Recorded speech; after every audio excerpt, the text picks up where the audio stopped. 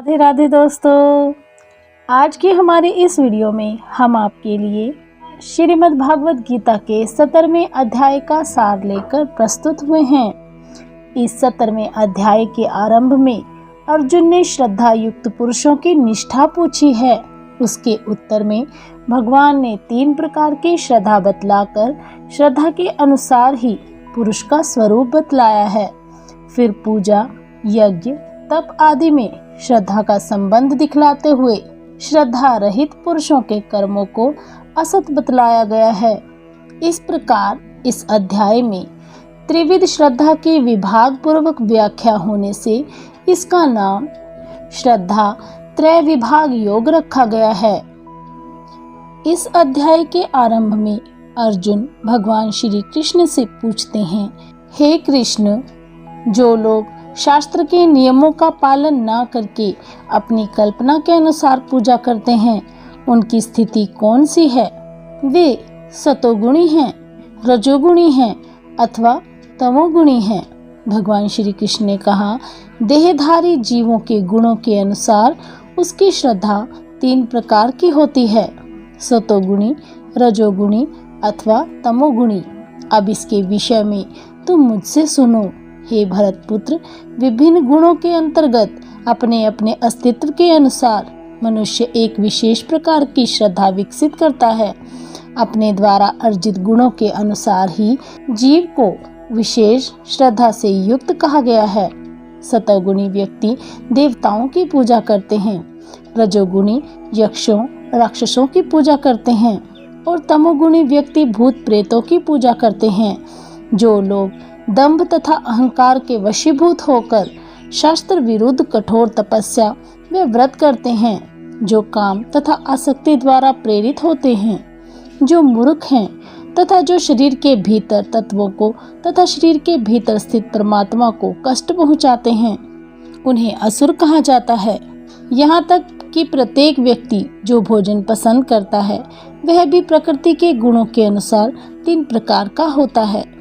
यही बात यज्ञ, तपस्या तथा दान के लिए भी माननीय है। अब उनके भेदों के विषय में सुनो। जो भोजन सात्विक व्यक्तियों को प्रिय होता है वह आयु बढ़ाने वाला, जीवन को शुद्ध करने वाला तथा बल, स्वास्थ्य, सुख तथा तृप्ति प्रदान करने वाला होता है। अत्यधिक खट्टे, नमकीन, गरम, चटपटे, शुष्क तथा जलन उत्पन्न करने वाले भोजन रजोगुणी व्यक्तियों को प्रिय होते हैं।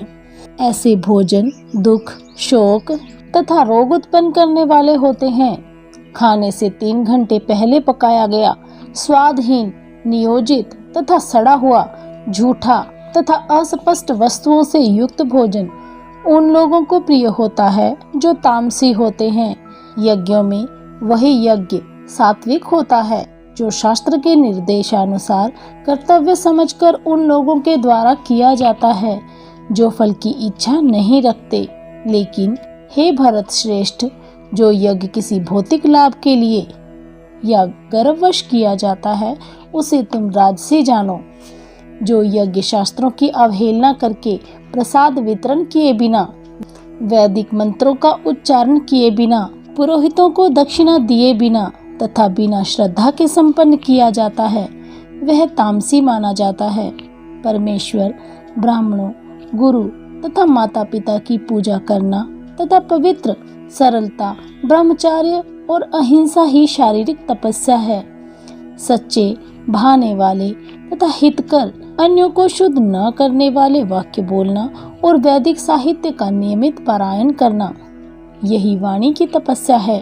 तथा संतोष, सरलता, गंभीरता, आत्मसंयम एवं जीवन की शुद्धि ये मन की तपस्या है। भौतिक लाभ की परवाह न करने वाले और परमेश्वर में प्रवृत्त मनुष्यों द्वारा दिव्य श्रद्धा से संपन्न यह 3 प्रकार की तपस्या सात्विक तपस्या कहलाती है। जो तपस्या दंभ पूर्वक तथा सम्मान, सत्कार एवं पूजा कराने के लिए संपन्न की जाती है वह राजसी कहलाती है। यह ना तो स्थायी होती है ना ही शाश्वत। मूर्खतावश आत्मोत्पीड़न के लिए या अन्यों को विनष्ट करने या हानि पहुंचाने के लिए जो तपस्या की जाती है वह तामसी कहलाती है। जो दान को कर्तव्य समझकर किसी प्रकार के उपकार की आशा के बिना अनुचित काल तथा स्थान में और योग्य व्यक्ति को दिया जाता है वह सात्विक माना जाता है, किंतु जो दान प्रति उपकार की भावना से, कर्मफल की इच्छा से या अनिच्छा पूर्वक किया जाता है वह रजोगुणी कहलाता है, तथा जो दान किसी अपवित्र स्थान में, अनुचित समय में किसी अयोग्य व्यक्ति को या बिना समुचित ध्यान तथा आदर के दिया जाता है वह तामसी कहलाता है।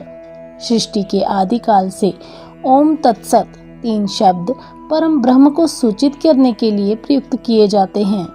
ये तीनों सांकेतिक अभिव्यक्तियां ब्राह्मणों द्वारा अभिमंत्रित वैदिक मंत्रों का उच्चारण करते हुए ब्रह्म को संतुष्ट करने के लिए यज्ञों के समय प्रयुक्त होती है।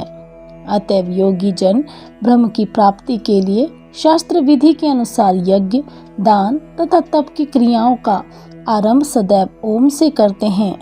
मनुष्य को चाहिए कि कर्म फल की इच्छा किए बिना विविध प्रकार के यज्ञ, तप तथा दान को तत्सत शब्द कहकर संपन्न करें।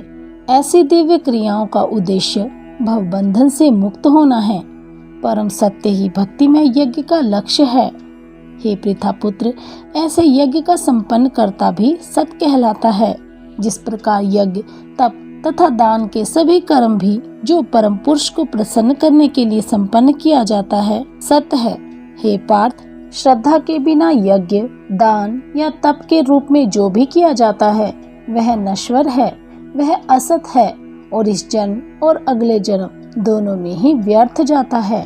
मोक्षकामी व्यक्तियों द्वारा सब कर्म फल को ना चाहकर किए जाते हैं। जिनको परमेश्वर की प्राप्ति के सिवा अन्य किसी वस्तु की आवश्यकता नहीं है, वे समस्त कर्म अहंता, ममता, आसक्ति और फल कामना का सर्वथा त्याग करके केवल परमेश्वर के लिए ही उनकी आज्ञानुसार किया करते हैं। हवन, दान और तप तथा शुभ कर्म श्रद्धा पूर्वक किए जाने पर ही अंतःकरण की शुद्धि में और इस लोक या परलोक में फल देने में समर्थ होते हैं। बिना श्रद्धा के किए हुए शुभ कर्म व्यर्थ हैं।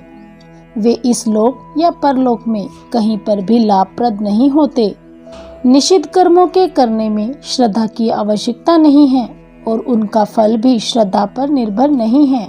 उनको करते भी वे ही मनुष्य हैं जिनकी शास्त्र, महापुरुष और ईश्वर में पूर्ण श्रद्धा नहीं होती तथा पाप कर्मों का फल मिलने का भी जिनको विश्वास नहीं होता। उनका दुख रूप फल उन्हें अवश्य ही मिलता है।